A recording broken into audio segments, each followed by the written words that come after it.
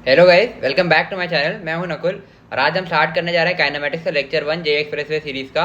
I hope तुमने इससे पहले बेसिक मैथमेटिक्स और वेक्टर्स के सारे वीडियोस देख लिए होंगे और तुम्हें उसमें अब कोई भी डाउट नहीं होगा, क्योंकि उनका यूज़ अब आगे पूरी फिजिक्स में आने वाला है। तो उनको ज़रूर देख लेना, उसके बाद ही काइनेमेटिक्स स्टार्ट करना। तो शुरू करते हैं वीडियो को यार। तो यार स्टार्ट करते हैं काइनेमेटिक्स। तो हेडिंग डाल लो, काइनेमेटिक्स।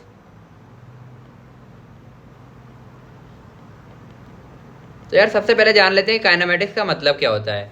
तो देखो यार, काइनेमेटिक्स का मतलब है study of motion of an object without considering it's cause. मतलब हम किसी पार्टिकल के मोशन के बारे में पढ़ रहे हैं, उसके कॉज पर फोकस किए बिना। तो उसके कॉज पर फोकस हम आगे अगले चैप्टर जैसे हमारा एनएलएम स्टार्ट होगा उसमें हम बात करेंगे कि उस मोशन का कॉज क्या है।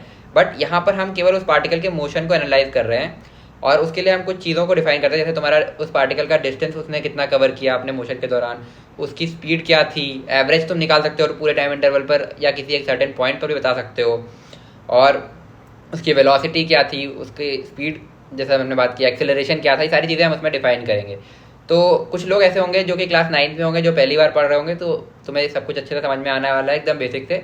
हाँ, लेकिन तुम डिफ्रेंसिएशन और जो मतलब हमने बेसिक मैथ्स और वेक्टर्स के लेक्चर पहले कवर कर रखे हैं उनको ज़रूर कर लेना, उसके बाद ही ये स्टार्ट करना। और कुछ लोग ऐसे होंगे जिन्होंने 9 में पढ़ रखा होगा, तो तुमने काफ़ी चीज़ें गलत भी पढ़ी होंगी, वो तुम्हें अभी आगे पता चलेंगी। तो देखते हैं। तो तुम लोग पहले काइनेमेटिक्स की डेफिनेशन लिख सकते हो।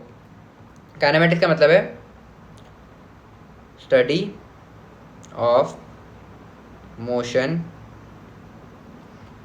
Of an object without considering it's cause. तो ये होती है काइनेमेटिक्स की डेफिनेशन। ठीक है, तो आगे बढ़ते हैं। अब किसी भी मोशन को अगर हम एनालाइज कर रहे हैं, कोई किसी भी टाइप का मोशन है, तो देखो कहीं से तो हमें कुछ एक रेफरेंस तो लेना पड़ेगा जहाँ से हम उस मोशन को देख रहे हैं। सपोज मैं तुम्हें एग्जांपल समझाता हूँ। सपोज हमारे पास कोई एक ऐसी सिचुएशन है कि ये एक हाईवे है, इस पर ये एक कार चल रही है और इसकी स्पीड है कुछ 10 मीटर पर सेकेंड मान लो। ठीक है, तो 10 मीटर पर सेकेंड इसकी स्पीड है और यहाँ पर हमारा एक ऑब्जर्वर बैठा है, हाईवे के किनारे खड़ा है और ये इस कार को देख रहा है। तो इसके रिस्पेक्ट में velocity of car with respect to इस वन, ये फर्स्ट ऑब्जर्वर, इस ये कहेगा कि कार 10 मीटर पर सेकेंड से राइट साइड को जा रही है। ठीक है, अब सपोज यहाँ पर एक और कार है और ये चल रही है 5 मीटर पर सेकेंड से, और इसमें हमारा एक और ऑब्जर्वर ऐसे बैठा हुआ है, ऑब्जर्वर 2 बोल दो। तो इसके रिस्पेक्ट में जो वेलोसिटी ऑफ कार हो जाएगी विद रिस्पेक्ट टू 2 हो जाएगी, वो हो जाएगी 5 मीटर पर सेकेंड इस साइड में, क्योंकि 5 से ये खुद चल रहा है तो इसको लगेगा कि ये 10 से चल रहा है। अब यही अगर इसकी वेलोसिटी यहाँ पर मतलब इसकी स्पीड 10 होती तो इसको लगता है कि ये रुका हुआ है, जीरो है, दोनों इसके लिए कोई रिलेटिव वेलोसिटी नहीं होती, तो इसको लगता है कि ये जीरो है। और सपोज कोई और एक कार है इस तरह से, इधर से ये चली आ रही है 20 की स्पीड से, 20 मीटर पर सेकेंड से, और इसमें एक ऑब्जर्वर बैठा हुआ है।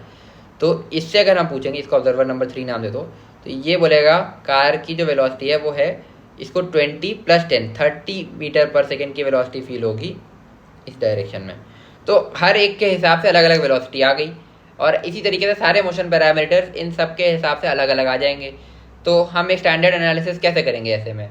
तो इसीलिए कहते हैं कि हर एक ऑब्जर्वर या हर एक रेफरेंस फ्रेम के रिस्पेक्ट में तुम्हारे मोशन पैरामीटर्स अलग अलग हो सकते हैं। तो हम कैसे डिफाइन करें? देखो, स्टैंडर्ड केस होता है ग्राउंड फ्रेम, यानी कि जो ऑब्जर्वर जो हमने ये सबसे पहला वाला लिया था, जो कि अर्थ के रिस्पेक्ट में जीरो वेलोसिटी है इसकी, तो इसके रिस्पेक्ट में हम जनरली एनालिसिस करते हैं। बट तुम चाहो तो इनके रेफरेंस, इनके मतलब इनको रेफरेंस लेकर के भी एनालिसिस कर सकते हो।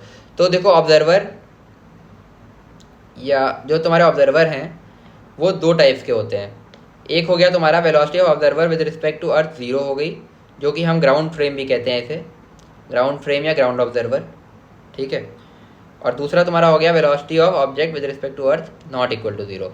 कोई उनके पास एक नॉन जीरो वेलोसिटी है अर्थ के रिस्पेक्ट में, जैसे तुम्हारा ये वाला ऑब्जर्वर था, ये वाला ऑब्जर्वर था, इसकी वेलोसिटी कुछ 5 मीटर पर सेकेंड थी, इसकी 20 मीटर पर सेकेंड थी इस साइड में।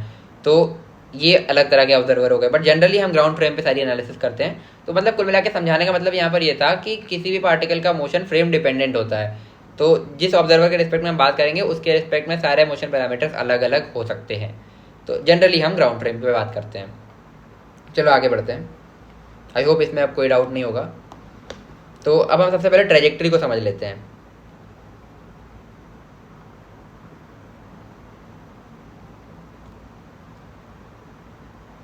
देखो, कोई भी पार्टिकल है, अभी हम कंसीडर कर रहे हैं कि वो कुछ भी 2D मोशन कर रहा है, ठीक है, एक प्लेन में इस तरीके से कुछ इस तरह का मोशन कर रहा है।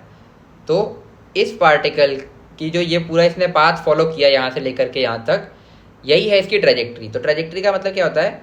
Actual path followed by the particle. तो अब ये पाथ, ये तो कुछ इरेगुलर सा कर्व था। सपोज ये पाथ एक स्ट्रेट लाइन भी हो सकता था, स्ट्रेट लाइन। ये पाथ एक सर्कल भी हो सकता था, सर्कल। या ये कुछ और भी स्टैंडर्ड टाइप का कर्व भी हो सकता था।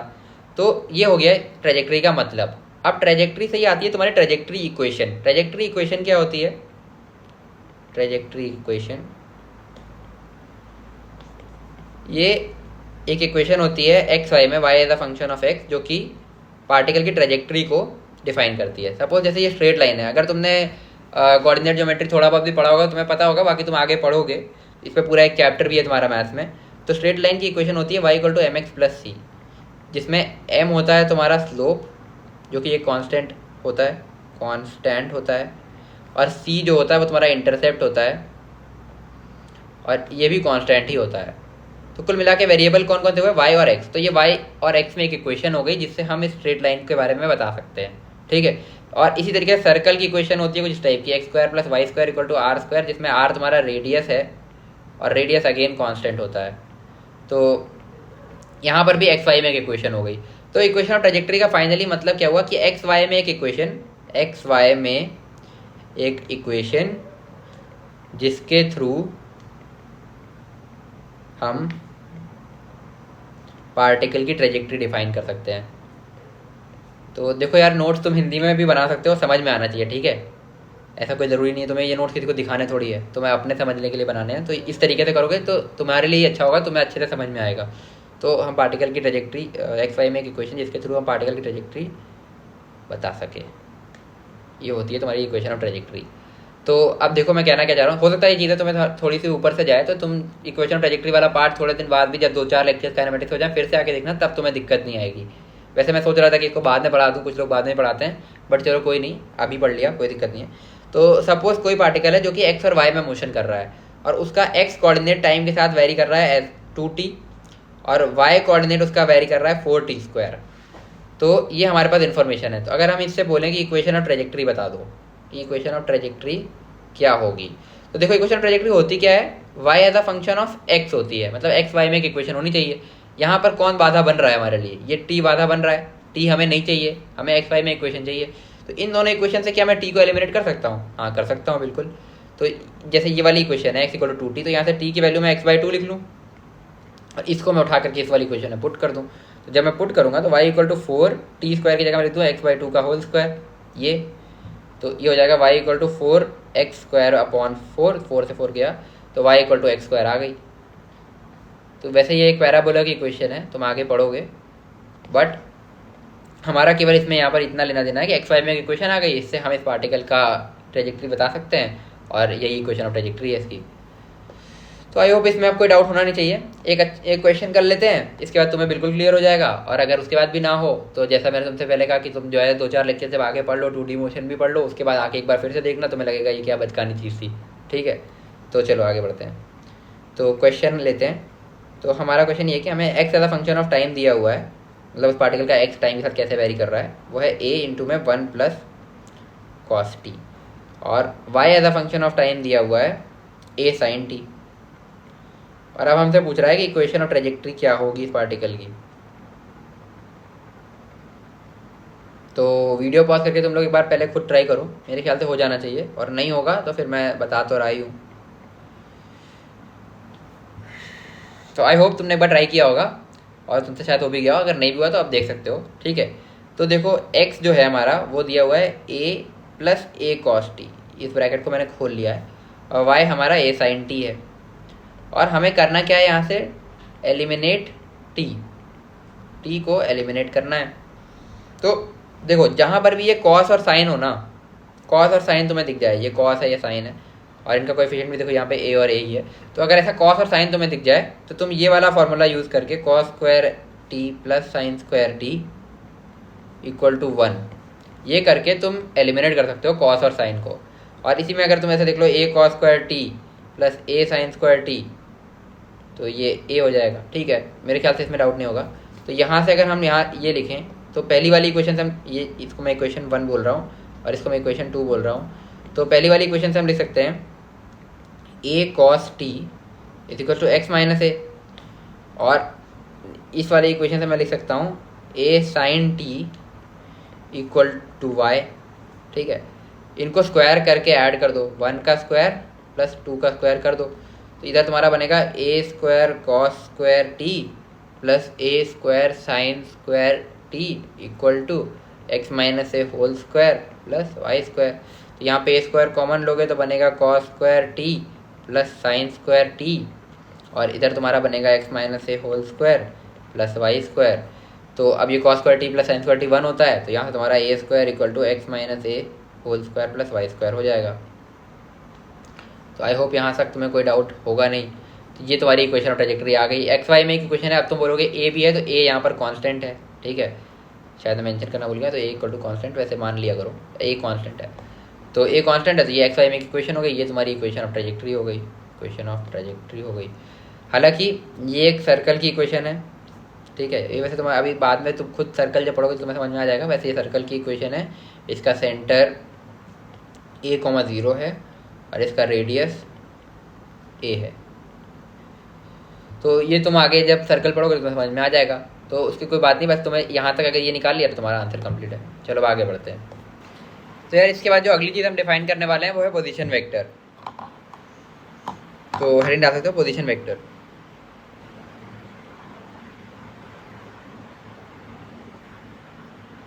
तो देखो यार, अब कोई भी पार्टिकल है वो मोशन या तो 1 डायमेंशन में कर सकता है, या तो 2 डायमेंशन में, या 3 डायमेंशन में।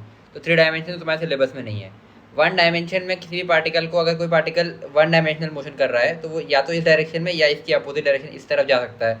तो इसके लिए हम क्या करते हैं कि हम एक डायरेक्शन को पॉजिटिव माना, सपोज मैंने राइट डायरेक्शन को पॉजिटिव मान लिया, तो अगर उसकी स्पीड 10 मीटर पर सेकेंड, उसकी वेलोसिटी 10 मीटर पर सेकेंड इस डायरेक्शन में है, तो इसको मैं plus 10 metre per second simply कह सकता हूँ। और इसमें मैं बिना वेक्टर का यूज़ किए केवल एक सिंबल प्लस या माइनस लगा करके मैं पूरी एनालिसिस कर सकता हूँ। और उसके अलावा अगर ये सपोज कि ये सपोज कि 10 मीटर पर सेकेंड है बट इस डायरेक्शन में है, तो अब क्योंकि मैंने राइट साइड को पॉजिटिव माना हुआ है तो ये मैं -10 मीटर पर सेकेंड कह सकता हूँ। तो ये है तो वेक्टर ही, बट हमने केवल एक प्लस माइनस लगा करके काम चला लिया है। तो इस तरीके से करते हैं। बट अगर कोई पार्टिकल 2 डायमेंशनल मोशन कर रहा है तो उसको डिफाइन हम कैसे करेंगे, तो उसी के लिए हम पोजीशन वेक्टर वगैरह डिफाइन करते हैं, ताकि हम उसके लिए सारी चीज़ें वेलोसिटी, डिस्प्लेसमेंट वगैरह डिफाइन कर सकें। तो चलो बात करते हैं। तो सपोज कोई पार्टिकल है वो इस पोजीशन पॉइंट ए पर है, और यहाँ से ये कुछ मूव करके इस पॉइंट बी तक पहुँचा। तो इसकी पोजीशंस को डिफाइन करने के लिए हम जो है एक ऑब्जर्वर मानते हैं। जैसे ऊपर हमने एक प्लस और माइनस डायरेक्शन मान ली थी, यहाँ पर हम एक कोऑर्डिनेट एक्सिस मानते हैं एक्स और वाई। तो सपोज ये हमने एक एक्सिस मान ली वाई और ये हो गया एक्स, तो ये हमारा ओरिजिन हो गया, तो ये हमारा ऑब्जर्वर हो गया। ठीक है, इसके रिस्पेक्ट में हम सारे एनालिसिस करते हैं। तो सपोज किसी एक टाइम टी पर ये पार्टिकल यहाँ पर है, तो इस पार्टिकल की जो पोजीशन है वो ये है। तो अगर हम ओरिजिन से इस पॉइंट को ज्वाइन कर दें तो ये जो एक वेक्टर बना हमारा, सपोज इस पोजीशन को मैं कुछ पी नाम दिया, तो ओ पी बार जो हमारा बना वो है position vector at time T, या किसी जनरल टाइम पर हमने पोजीशन वेक्टर डिफाइन किया। तो ये है पोजीशन वेक्टर का मतलब। पोजीशन वेक्टर का मतलब क्या है, उस पार्टिकल की जो भी उस समय पे पोजीशन है उसको अगर हम ओरिजिन से ज्वाइन करते हैं तो जो वेक्टर बनेगा वो हमारा उस पार्टिकल का उस टाइम पर पोजीशन वेक्टर होगा। तो ये है position vector of particle at time T. ठीक है, तो अब अगर मैं बात करूं कि इनिशियली ये किस जगह पर था, इनिशियली ये पार्टिकल था हमारा यहाँ पर ए पर। तो अगर मैं ओ को ए से ज्वाइन कर दूं और ये जो हमारा ओ ए बार वेक्टर बना है इसको मैं r initial bar, r i bar नाम दे सकता हूँ। तो ओ ए बार जो है वो हमारा इनिशियल पोजीशन वेक्टर या आर आई बार है, तो उसको मैं कह सकता हूँ इनिशियल पोजीशन वेक्टर।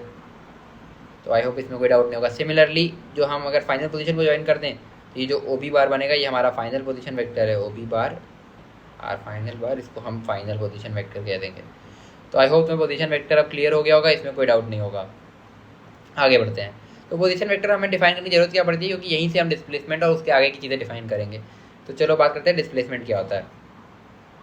डिस्प्लेसमेंट तो अब अगर तुम क्लास 9th में पहले एक बार पढ़ के आए हो, अगर तुम 11th के स्टूडेंट हो या 11th 12th या कभी भी, तो तुमने 9th में अगर एक बार पहले पढ़ रखा, तुमने डिस्प्लेसमेंट का मतलब सुना होगा कि shortest distance between initial position and final position, जो कि बिल्कुल ही गलत है। ठीक है, वो डिस्प्लेसमेंट का मैग्नीट्यूड हो सकता है, बट डिस्प्लेसमेंट क्योंकि एक वेक्टर क्वांटिटी है, ये चीज़ ध्यान रखना, वेक्टर क्वांटिटी है, तो इसको तुम केवल एक शॉर्टेस्ट डिस्टेंस नहीं कह सकते, क्योंकि डिस्टेंस एक स्केलर क्वांटिटी होती है। तो वेक्टर फिर होता क्या है, तो सपोज कोई एक पार्टिकल है, वो इस पोजीशन ए पर है और यहाँ से इसने कुछ इस तरीके का पाथ फॉलो करके और ये यहाँ बी पर पहुँचा। तो ए से बी का जो शॉर्टेस्ट डिस्टेंस है वो तो ये है, ठीक है, तो ये हो गया शॉर्टेस्ट डिस्टेंस। बट क्या ये डिस्प्लेसमेंट है? नहीं।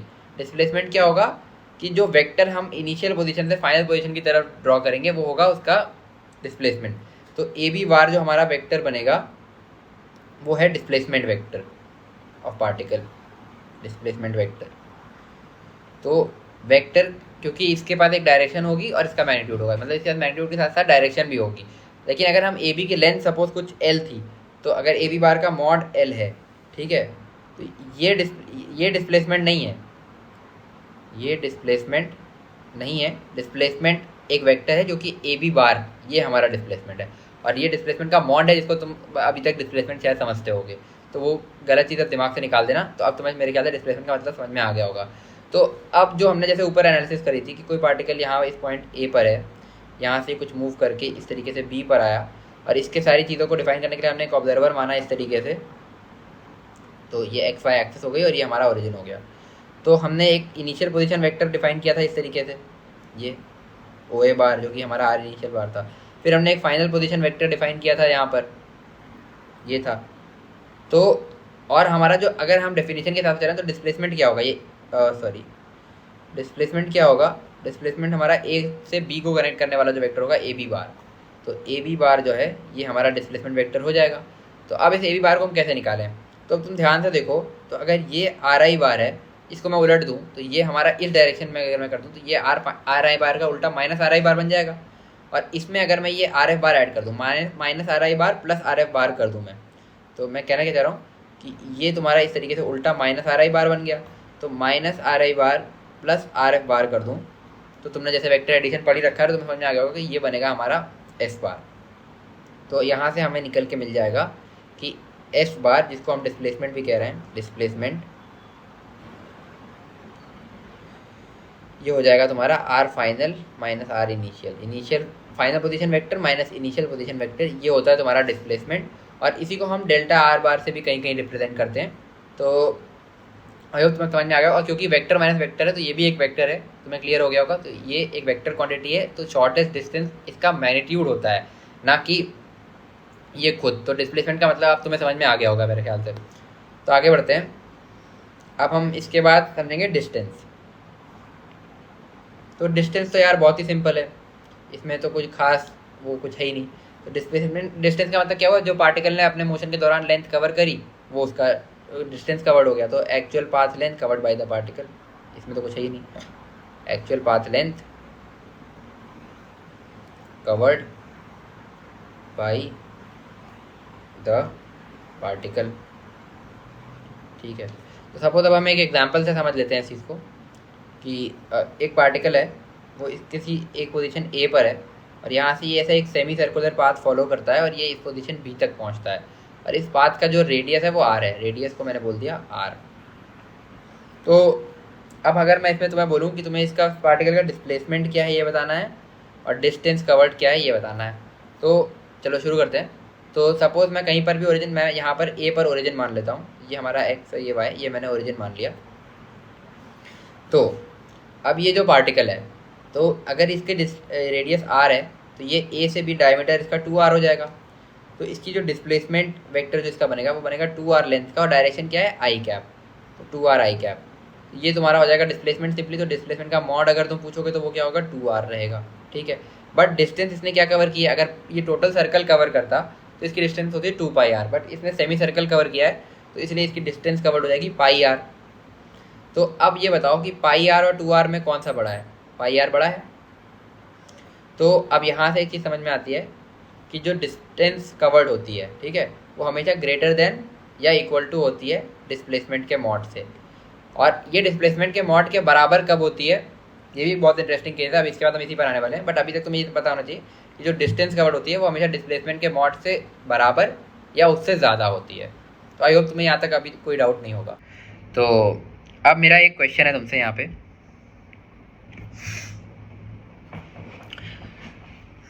कि क्वेश्चन ये है कि जो हमने अभी ये पढ़ा डिस्प्लेसमेंट बार का जो मॉड है ना, जो डिस्प्लेसमेंट का मॉड है, तो वो डिस्टेंस के बराबर क्या हमेशा होगा? वो तो नहीं होगा, तुमने देख लिया ऊपर वाले केस में ही नहीं है। क्या ये हमेशा होगा? नहीं होगा। तो नहीं होगा तो इन which case is S bar का मॉड इक्वल टू डी। तो डिस्प्लेसमेंट का मॉड तुम्हारा डिस्टेंस के बराबर हो, इसके लिए क्या केस होगा? थोड़ा दिमाग लगाओ तो तुम्हें समझ में आ जाएगा। मैं बताता हूँ। तो देखो, अगर पार्टिकल जो है वो एक वन डायमेंशनल मोशन कर रहा है, मतलब वो डायरेक्शन चेंज नहीं कर रहा है, एक ही डायरेक्शन में पूरा टाइम जा रहा है, और वन डायमेंशनल में भी वो रिवर्स नहीं कर रहा है, ठीक है, मतलब डायरेक्ट कुल मिला के बात ये कि वो अपने डायरेक्शन मोशन का चेंज नहीं कर रहा है, तो उस केस में तुम्हारा जो डिस्प्लेसमेंट का मॉड है वो डिस्टेंस के बराबर हो जाएगा। तो कैसे? जैसे देखो, सपोज कोई पार्टिकल है ए और ये है बी, और ये यहाँ से ऐसे गया ए से बी और 10 मीटर इसने डिस्टेंस कवर की, तो इस केस में इसका डिस्प्लेसमेंट का मॉड भी 10 मीटर होगा, इसका डिस्टेंस कवर भी 10 मीटर होगा। अगर ये 1D मोशन ही करता, लेकिन ये कुछ ऐसा करता कि ये ए से बी तक आता, ये 10 मीटर कवर करता, फिर ये बी से सी जाता, 10 मीटर और कवर करता, और फिर ये यहाँ से घूम करके फिर से यहाँ आ जाता 10 मीटर। तो इस केस में तुम्हारा डिस्प्लेसमेंट का मॉड जो है वो तो 10 मीटर ही होता, लेकिन डिस्टेंस ट्रैवल तुम्हारा कितना था? 10, 20, 30 मीटर हो जाता। तो ये इस केस में ऐसा नहीं होता। तो ऐसा नहीं कि हर वन डायमेंशनल मोशन में तुम्हारा डिस्प्लेसमेंट का मॉड डिस्टेंस के बराबर होगा। वन डायमेंशनल मोशन में भी कंडीशन ये है कि पार्टिकल अपने मोशन के डायरेक्शन को चेंज नहीं करना चाहिए। तो यहाँ पर क्या हुआ था एक्चुअली में कि यहाँ से इसने अपना डायरेक्शन बदल दिया था और ये इधर जा रहा था और ये इधर पलट गया था, 180 डिग्री वापस घूम गया था। तो एक भी डिग्री का चेंज नहीं होना चाहिए कुल मिला के, बस बात इतनी है। तो फॉर, यहाँ से तुम लिख भी सकते हो, इसको नोट करके लिख लो चाहे, फॉर डिस्प्लेसमेंट का mod to be equal to distance, particle should not change its direction of motion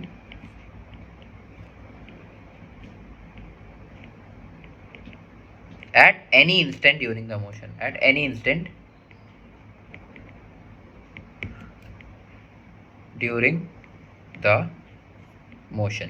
तो आई होप अब ये तुम्हें क्लियर हो गया होगा, इसमें कुछ खास और है नहीं, बस यही था कि अगर पार्टिकल का डायरेक्शन हल्का सा भी चेंज हुआ, जो वापस घुमा ना वन डायमेंशनल मोशन में भी, खैर वो हुआ एक ही डायमेंशन है बट उसने डायरेक्शन बदल दी, तो इसीलिए वहाँ पर भी तुम्हारा डिस्प्लेसमेंट जो है वो उससे डिस्प्लेसमेंट का मॉड जो है वो डिस्टेंस से ज़्यादा हो गया।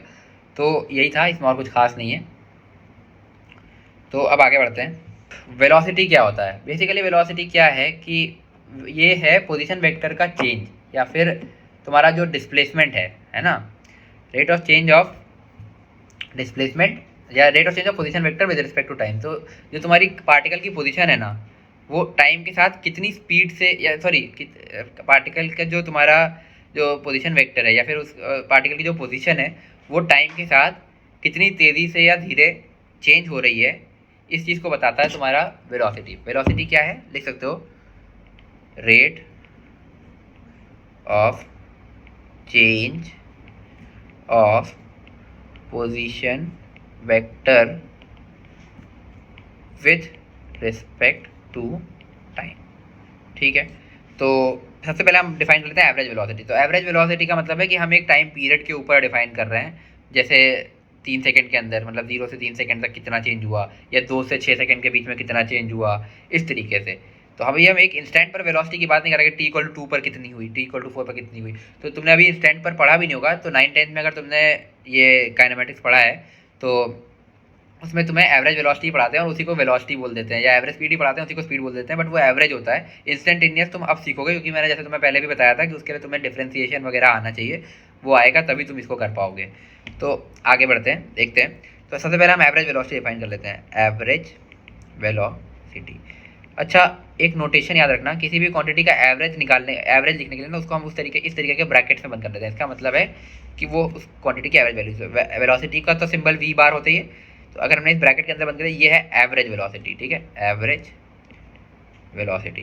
तो एवरेज वेलोसिटी होती है तुम्हारी change in position vector upon change in time, और चेंज इन पोजीशन वेक्टर और कुछ नहीं, तुम्हारा डिस्प्लेसमेंट है, वही डिस्प्लेसमेंट अपॉन टाइम बन गया, ये displacement upon change in time, ये हो गया। तो ये हो गया, ठीक है। अब आगे बढ़ते हैं। तो अब ये बताओ कि ये मेरा तुमसे क्वेश्चन है कि ये जो एवरेज वेलोसिटी निकाली हमने, ठीक है, एवरेज वेलोसिटी ये स्केलर है या वेक्टर है? थोड़ा सोचो, ठीक है। बहुत ही इंपॉर्टेंट चीज़ है, बहुत ही बेसिक चीज़ है, ये लोगों को पता नहीं होती, मतलब पूरा पूरा काइनेमेटिक्स पढ़ के निकल जाते हैं, फिर भी इसमें उनको डाउट आ जाता है कि भाई क्या था, ठीक है। तो बहुत ध्यान से सोचो। तो अगर अब तुमने सोच लिया हो तो मैं तुम्हें बताता हूँ कि जो ये है एवरेज वेलोसिटी, इसको तुमने लिखा डेल्टा आर बार यानी कि displacement upon delta T time. तो ये तुम्हारा जो टाइम, चेंज इन टाइम है, ये स्केलर क्वांटिटी है ना। लेकिन चेंज इन वेक्टर, जैसे जो वेक्टर का डिफरेंस भी है, या फिर ये जो डिस्प्लेसमेंट है, ये बेसिकली डिस्प्लेसमेंट है, पोजीशन वेक्टर्स का डिफरेंस है एक तरीके से, फाइनल माइनस इनिशियल, तो ये एक वेक्टर ही होता है, तो ये एक वेक्टर है। तो वेक्टर को अगर हम स्केलर से डिवाइड करेंगे तो क्या होगा, ये तुम पहले वेक्टर्स में पढ़ चुके होगे, तो ये भी वेक्टर ही होगा। तो इसका आंसर है कि average velocity is also a vector quantity. आगे बढ़ते हैं। तो अब हमने बात कर ली एवरेज वेलोसिटी, जो तुम पहले शायद पढ़ते हुए भी आए होगे, तुमने इसको डिस्प्लेसमेंट अपॉन टाइम करके पढ़ा होगा, क्योंकि तुमने वन डायमेंशनल मोशन ही पढ़े थे अभी तक। तो वन डायमेंशनल मोशन में तो एक ही डायरेक्शन में होता है, तो डिस्प्लेसमेंट तुम्हारा इनिशियल पोजीशन और फाइनल पोजीशन के बीच का डिस्टेंस निकाल के और तुम उससे एवरेज वेलोसिटी का मॉड निकाल रहे थे आज तक, इसको तुम एवरेज वेलोसिटी बोलते थे अगर तुमने 9-10 में पढ़ा हो तो, ठीक है। तो वो एवरेज वेलोसिटी नहीं होती, एवरेज वेलोसिटी एक वेक्टर होती है, ना कि एक स्केलर क्वांटिटी है। तो एवरेज वेलोसिटी का मॉड तुम निकालते थे अभी तक, इसको तुम एवरेज वेलोसिटी बोल देते थे। तो 9-10 में बेसिकली तुम्हें गलत पढ़ाते हैं। तो अगर तुमने वो नहीं भी पढ़ा है तो कोई दिक्कत नहीं है, इसीलिए मैं कहता हूँ कि 9 से भी प्रिपरेशन स्टार्ट की जा सकती है। 9 में तुम लोग टाइम वेस्ट करते हो एक तरीके से, वो चीज़ें मतलब इनका सब केस है, बट ये बेसिक है, इस बेसिक को पहले पढ़ाना चाहिए, उसके बाद वो चीज़ें बतानी चाहिए कि हाँ वो एवरेज वेलोसिटी का मॉड है, एक बहुत ही छोटी चीज़ है, तुम उसको एवरेज वेलोसिटी पढ़ते हो, तो वो गलत है। और इंस्टेंटेनियस तो पढ़ाया ही नहीं जाता, और उस एवरेज को ही तुम केवल वेलोसिटी वर्ड से भी कई बार टीचर्स कह देते हैं कि ये वेलोसिटी है। तो क्या वेलोसिटी यार, वेलोसिटी पहली बात इंस्टेंटेनियस है कि एवरेज, ये तुम्हें बताना पड़ेगा। उसके बाद वेलोसिटी हमेशा एक वेक्टर क्वांटिटी है, उसमें आई कैप, जे कैप, के कैप जैसी चीज़ें तुम्हें दिखनी चाहिए, ठीक है। तो ये बिल्कुल ही गलत तरीका है पढ़ाने का। तो पहले बेसिक पढ़ो और उसके बाद वो पढ़ो। तो अगर तुमने 9th में नहीं पढ़ा, या तुम अगर 9th के स्टूडेंट और ये वीडियो देख रहे हो, तब तो बहुत अच्छा है कि तुमने गलत चीज़ें पढ़ी ही नहीं, तुम्हें ज़्यादा आसानी से चीज़ें समझ में आएंगी। तो आगे बढ़ते हैं। तो अब हम बात करेंगे इंस्टेंटेनियस वेलोसिटी के बारे में। मतलब ये तो हमने डिफाइन कर लिया कि जो है डेल्टा टी, यानी कि हमारा टाइम पीरियड के लिए हमने डिफाइन किया कि 2 से 4 के बीच में, या 0 से 4 के बीच में, 0 से 4 सेकंड के बीच में क्या चेंज हुआ, उस हिसाब से हम एक टाइम पीरियड, टाइम इंटरवल के लिए वेलोसिटी का चेंज निकाल रहे हैं। टाइम इंटरवल के लिए पोजीशन वेक्टर का चेंज निकाल रहा है, जो कि तुम्हारा एवरेज वेलोसिटी है। अब हम बात करेंगे इंस्टेंटेनियस वेलोसिटी की। तो सपोज एक पार्टिकल है, ये t = 0 पर यहाँ पर कहीं है, और ये t = 4, ये मान के चलो कि तुम्हारा ये क्या कहते हैं, वन डायमेंशनल मोशन कर रहा है, और ये 10 मीटर यहाँ से यहाँ तक चला। ये a से b का डिस्टेंस जो है ये 10 मीटर है, और हमने इस डायरेक्शन को बोल दिया आई कैप। मतलब वैसे तुम एक डायरेक्शन मान सकते हो, इसको x बोल दिया और इसको y बोल दिया, तो जो तुम्हारा डिस्प्लेसमेंट होगा वो होगा 4 आई कैप, ठीक है। डिस्प्लेसमेंट का मॉड होगा 4, ठीक है, अच्छी बात है। और अब तुम यहाँ पर इसके लिए अगर एवरेज वेलोसिटी डिफाइन करो, जो हमने ऊपर पढ़ी थी, तो एवरेज वेलोसिटी क्या होगी, डेल्टा आर बार का मॉड अपॉन डेल्टा टी, इसी को मतलब एस बार का मॉड अपॉन डेल्टा टी। तो एस बार का मॉड तुम्हारा 4 है, और डेल्टा टी तुम्हारा ओए सॉरी, ये मैंने गलत लिख दिया क्या, ये 10 आई कैप था, ये हो गया 10, तो ये हो जाएगा 10, और टाइम का चेंज है 4, तो ये हो जाएगा 2.5 आई कैप। ये 10 आई कैप है ना, इसमें मॉड नहीं, सॉरी माई मिस्टेक, ये मैंने मॉड लगा दिया। तो ये 2.5 आई कैप है तुम्हारा डेल्टा वी बार, ठीक है। इसका भी मॉड ले सकते हो बाद में, वो बात अलग है। लेकिन ये, और इसका अगर तुम मॉड ले लो, डेल्टा वी बार का मॉड, जो कि तुम पहले एवरेज वेलोसिटी डिफाइन करते थे, जिसको तुम वेलोसिटी भी बोलते थे 9th में, तो वो होगी 2.5 मीटर पर सेकेंड। ये यूनिट अपने आप लगा लेना यार इसमें, ठीक है, सब में। तो इस तरीके से हो गया, ठीक है, क्योंकि ये मीटर है, ये सेकंड है, तो ये हो गया। अब तो क्या इसका मतलब इसकी वेलोसिटी पूरे इस मोशन में क्या 2.5 मीटर पर सेकंड रही होगी? नहीं ना, कुछ और भी, कुछ मतलब उसकी वेलोसिटी चेंज होती हुई गई होगी। तो यहाँ पर तो ये जीरो ही है ना, और यहाँ पर कुछ और रही होगी। तो अगर मैं बोलूँ तुम्हें t=2 पर बताओ कि इसकी वेलोसिटी क्या है, तो तुम कैसे करोगे? तो इसके लिए यार देखो एक स्टैंडर्ड तरीका है, ये तरीका तुम आगे और बहुत सी चीज़ों में यूज़ करोगे, तो ये तरीका समझो सबसे पहले। तो t=2 पर अगर हमें बात करनी है, तो हम इसके बाद एक बहुत छोटे से टाइम इंटरवल के लिए बात करते हैं। यहाँ से एक छोटा सा टाइम इंटरवल हुआ delta t tending to zero, है ना। तो delta t tending to zero है ना। तो इसकी कुछ इक्वेशन रही होगी पार्टिकल की, जिससे ये ट्रैवल कर रहा होगा। सपोज हम इसको सीधे सीधे बोल देते हैं, x = 2.5 t, ठीक है। इस तरीके की इक्वेशन थी मान लो, सपोज, ठीक है। ऐसे कुछ इक्वेशन रही होगी, कुछ भी हो सकती है, हमने सिंपल वाली एक मान ली ताकि ये दोनों को सेटिस्फाई भी कर जाए, ए और बी को। x = 2.5 t। तो अब हमें अगर t = 2 पर बताना है कि इसकी स्पीड, इसकी वेलोसिटी क्या रही होगी, तो उसके लिए हम क्या करेंगे कि एक छोटा सा टाइम इंटरवल लिया delta t tending to zero. तो हमने यहाँ पे लिखा हुआ है कि x = 2.5 t। तो अगर ये बहुत छोटी वैल्यू है t, तो ये भी बहुत छोटी वैल्यू होगी। 2.5 मल्टीप्लाई करके क्या करोगे, टेंडिंग टू जीरो वैल्यू को। तो ये जो तुम्हारा x है ये भी टेंडिंग टू जीरो होगा। इसका मतलब हम कहना चाह रहे हैं कि डेल्टा आर बार भी टेंडिंग टू जीरो होगा इस केस में, ठीक है। तो अब जो हमारा एवरेज वेलोसिटी था वो था delta r bar by delta T. अब हमने क्या किया, लिमिट लगा दी इसमें, इसको टेंडिंग टू जीरो कर दिया, तो ये भी टेंडिंग टू जीरो हो गया। तो अगर अब हम कहेंगे limit delta t tending to zero, इसी से डेल्टा आर बार भी टेंडिंग टू जीरो हो जाएगा वी बार, है ना। मतलब बहुत छोटे इंटरवल के लिए हमने एवरेज बताया। तो बहुत छोटे इंटरवल के लिए एवरेज उस टाइम, उस इंस्टेंट की हो गई एक तरीके से, क्योंकि बहुत छोटा टाइम इंटरवल है, बहुत छोटा डिस्टेंस है, तो उसी इंस्टेंट की वेलोसिटी हो गई। तो वो हो जाती है तुम्हारी वी बार, जो कि जनरली इंस्टेंटेनियस वेलोसिटी, इसको यहाँ पे ले सकते हो, इंस्टेंटेनियस वेलोसिटी।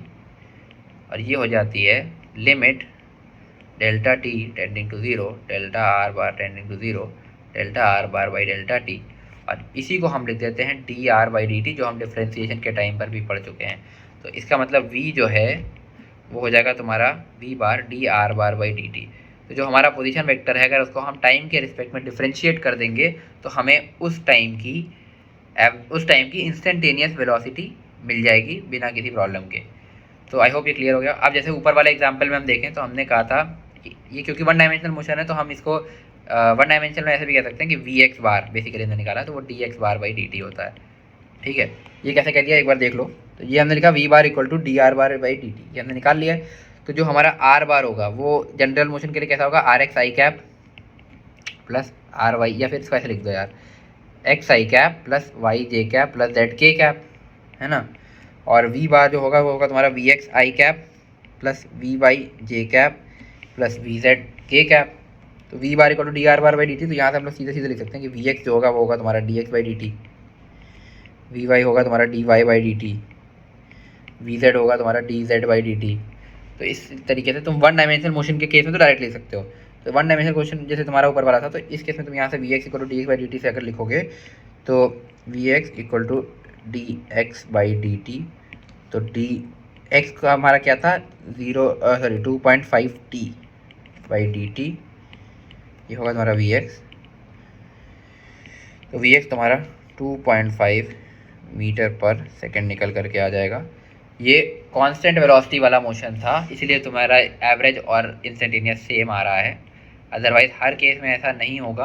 अगर इसमें तुम्हारी जो इक्वेशन ऑफ मोशन जो बनी थी वो अगर थोड़ी सी कॉम्प्लेक्स होती, तो उसका डिफरेंशिएशन करने पे कुछ और आता और उस हिसाब से वेलोसिटी भी कुछ और बनती। तो इसीलिए अब तुम्हें यहाँ से समझ में आ गया होगा कि इंस्टेंटेनियस वेलोसिटी कैसे निकालते हैं। तो यहाँ से जो नोट करने वाली चीज़ ये है, जो तुम्हारा वेलोसिटी होता है वो होता है D r bar by d T, और जो तुम्हारा इंस्टेंटेनियस वेलोसिटी होता है वो होता है delta r bar by delta T.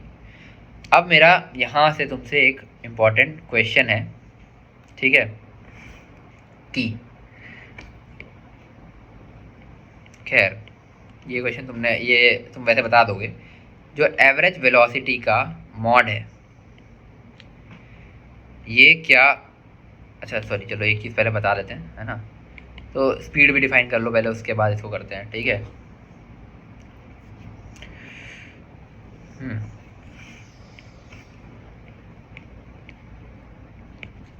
ठीक है, तो स्पीड में सबसे पहले बात कर लेते हैं एवरेज स्पीड की। तो एवरेज स्पीड होगी तुम्हारी डिस्टेंस अपॉन टाइम। तो जितना डिस्टेंस उसने कवर किया अपॉन टोटल टाइम से डिवाइड कर दो, तो वो हो जाएगी तुम्हारी एवरेज स्पीड। और इंस्टेंटेनियस स्पीड क्या होती है, अभी तक तुमने ये डिफाइन ही नहीं की होगी। जो तुमने 9-10 में पढ़ा था ना, उसमें तुम ये बस यही पढ़ के छोड़ देते थे और इसी को स्पीड बोलते थे, बट ऐसा नहीं है। इंस्टेंटेनियस स्पीड किसी पार्टिकल की अगर डिफाइन करनी है तो वो क्या होगी, तुम्हारे जो जो तुम्हारा इंस्टेंटेनियस वेलोसिटी है v बार, इसी का मॉड होगा तुम्हारा इंस्टेंटेनियस स्पीड। ये एक नई चीज़ है, इसको तुम्हें याद रखना है। तो जो तुम्हारी इंस्टेंटेनियस स्पीड है वो v बार का मॉड होती है, ठीक है। ये कैसे होती है तुम्हें अपने आप समझ में आ गया होगा। आगे बढ़ते हैं। क्योंकि छोटे टाइम इंटरवल के लिए ना डिस्प्लेसमेंट, क्योंकि ये हमने क्यों कहा ये तुमको समझ में आ जाएगा कि एक छोटा सा टाइम इंटरवल लोगे। जैसे कोई पार्टिकल अगर इस तरीके का भी मोशन कर रहा है ना, अनइवन सा, तो अगर मैं यहाँ पर एनालिसिस करूँ तो यहाँ से बहुत छोटे टाइम इंटरवल के लिए इसका जो डायरेक्शन है डिस्प्लेसमेंट का, वही डायरेक्शन में डिस्टेंस भी है ना। तो इसने डायरेक्शन चेंज नहीं किया। हम ऐसा कह सकते हैं, for very small delta T particle is assumed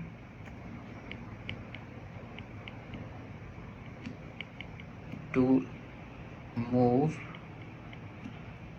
without changing its direction।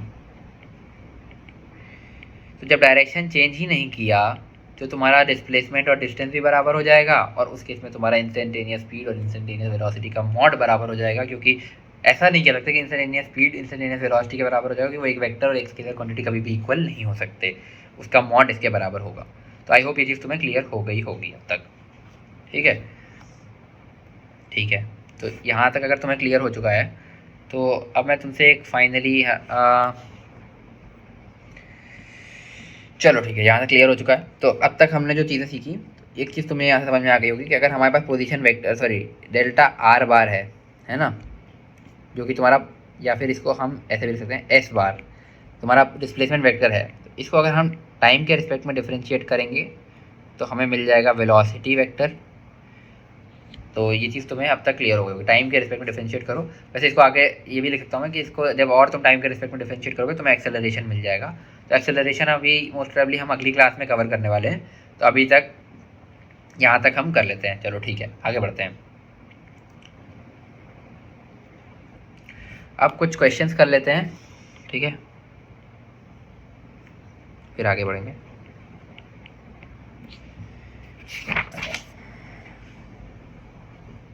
तो क्वेश्चन है, नोट करो। A particle starts from x = 0, moves 25 meters straight, then stops, then turns around and moves 10 meters back, then turns around and moves 10 meters back, finally stops 15 meters from starting point।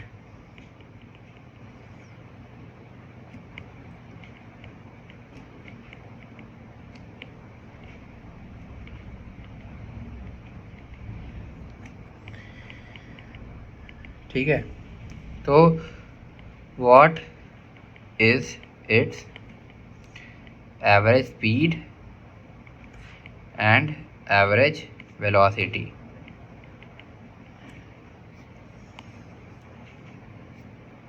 ठीक है,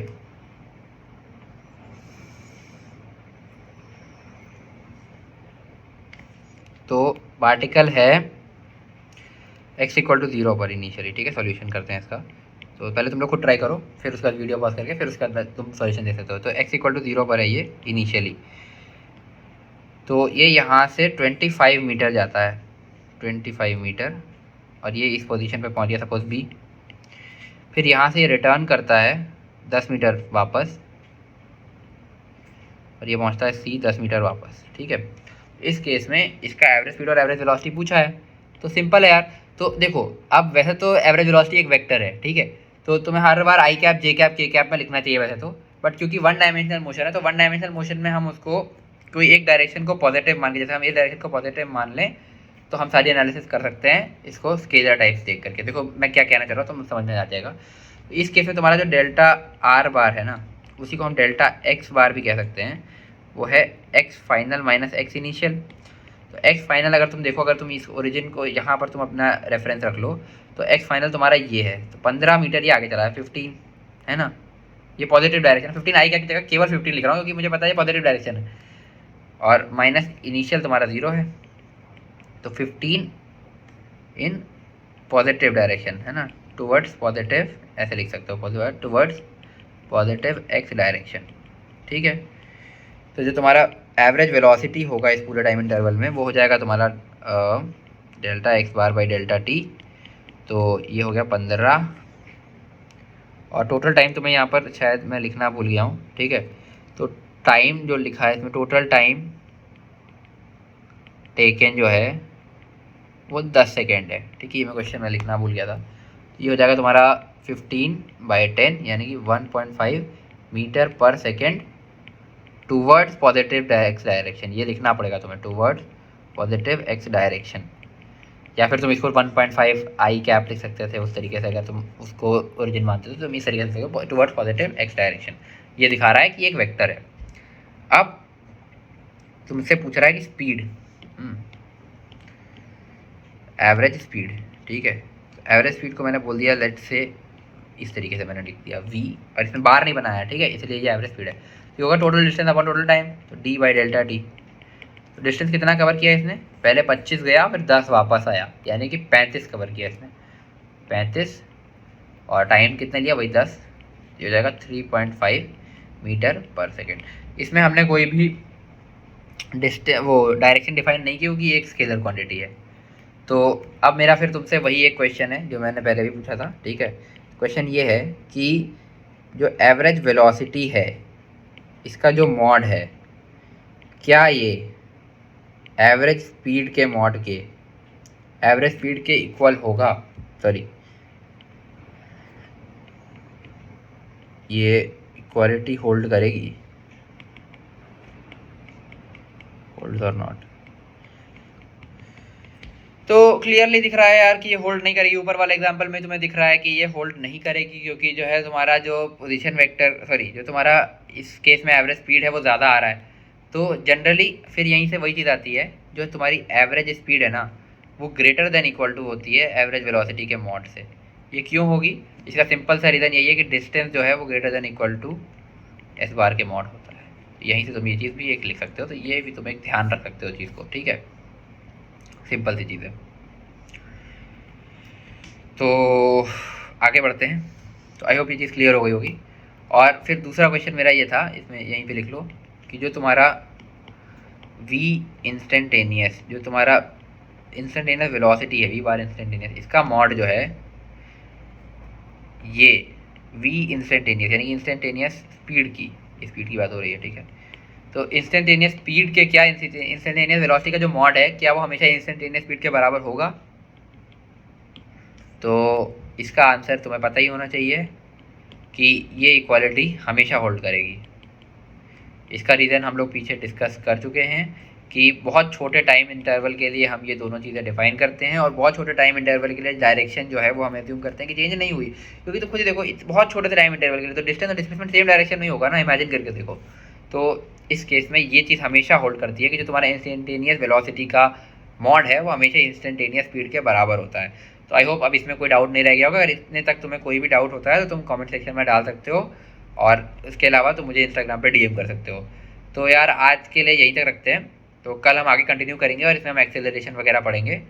तो अब यार देखो homework का ऐसा scene है कि मैं तो रिकमेंड करूँगा कि तुम सेंगेज की बुक सॉल्व कर सकते हो, ठीक है, बहुत सही बुक है। और अगर तुम उसे केवल इलस्ट्रेशन और कॉन्सेप्ट एप्लीकेशन एक्सरसाइज जो बीच में है इतना भी कर लेते हो तो वो मोर देन इनफ है। और उसके अलावा बैक एक्सरसाइज अगर तुम्हारे पास टाइम हो तो कर सकते हो, उसके अलावा जेई मेन और एडवांस के वीवाईक्यूज तो करनी है, तो इतना कर लो। और अगर तुम्हें सेंगेज नहीं करनी है तो तुम कोई और बुक भी फॉलो कर सकते हो जो तुम्हें ठीक लगती हो, बट मेरी तरफ से रिकमेंडेशन यही है कि सेंगेज फॉलो करो। मैंने लगभग सारी बुक्स जेई के लिए ट्राई कर रखी है, मैंने DC पांडे से पढ़ रखा है, HC वर्मा भी सॉल्व की हुई है थोड़ी बहुत, उसके अलावा तुम्हारी ये सेंगेज सॉल्व की हुई है, और मैं जिस कोचिंग में था उसका मटेरियल से भी मैंने उसको कंपेयर किया, तो मुझे सब मिला करके सेंगेज सबसे ज़्यादा रेलेवेंट लगी थी। और इरडोव वगैरह देखो, क्योंकि वो भी तुम उसमें अच्छे क्वेश्चन है, उसके कुछ अच्छे क्वेश्चन हम क्लास में ले लेंगे, बट उसको तुम ऐसे सॉल्व मत करना, क्योंकि उसका सिलेबस जो है, मतलब उसमें बहुत सारे टॉपिक जो कि तुम्हारे सिलेबस में नहीं है वो भी है, तो उसमें तुम्हें ढूंढने में बहुत टाइम लगेगा। तो मेरे हिसाब से सेंगेज परफेक्ट है, तो सेंगेज पूरी सॉल्व कर सकते हो।